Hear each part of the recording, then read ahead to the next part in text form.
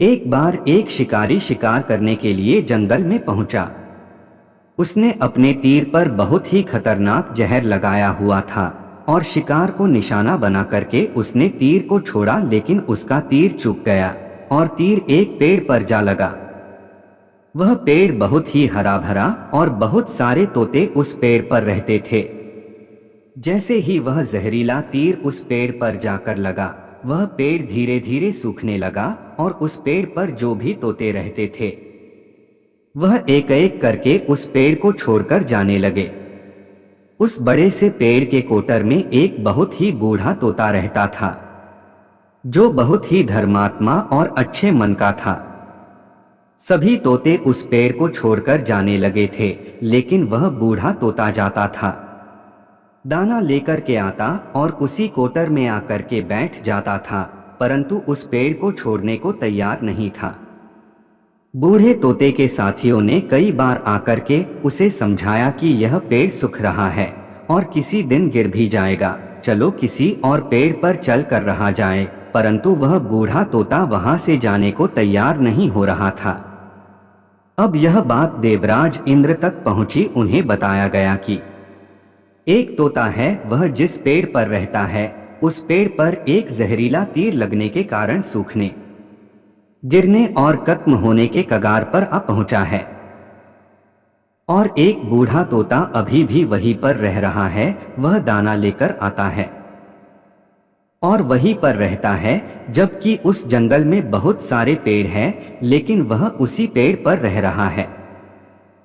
देवराज इंद्र प्रकट हुए और उस बूढ़े तोते से कहने लगे कि आप बहुत धर्मात्मा हैं, बहुत ही अच्छे मन के हैं, लेकिन आप इस पेड़ को छोड़कर किसी और पेड़ पर चले जाइए, क्योंकि यह पेड़ कुछ ही दिनों में गिर जाएगा। तालाब के पास में बहुत से बड़े बड़े हरे भरे पेड़ हैं, बड़े बड़े कोटर हैं।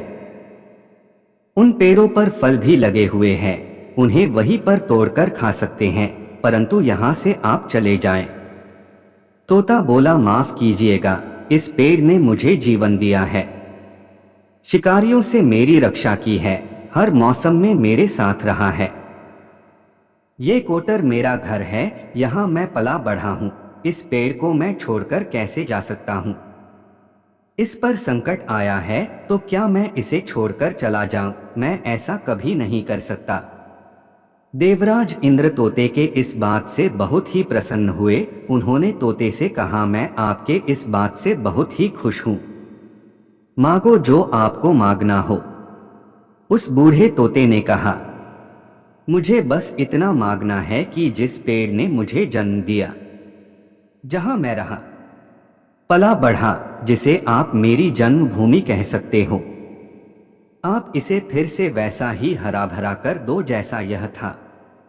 देवराज इंद्र ने अमृत से उस पेड़ को सिंच दिया और पहले की तरह हरा भरा कर दिया। अब वापस से उस पेड़ पर आकर के बाकी तोते रहने लगे। वह बूढ़ा तोता कुछ समय तक और जिंदा रहा, फिर उसकी मृत्यु हो गई और वह स्वर्ग में चला गया।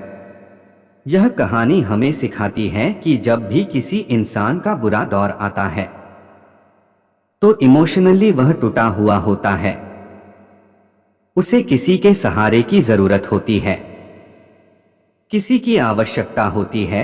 अगर आप ऐसे समय में उसे छोड़कर चले जाएंगे, उससे बात नहीं करेंगे, मुंह मोड़ लेंगे, तो आपसे बुरा कोई नहीं है, क्योंकि आप किसी के सुख का साथी बने या ना बने, लेकिन आपको हमेशा किसी के दुख का साथी जरूर बनना चाहिए।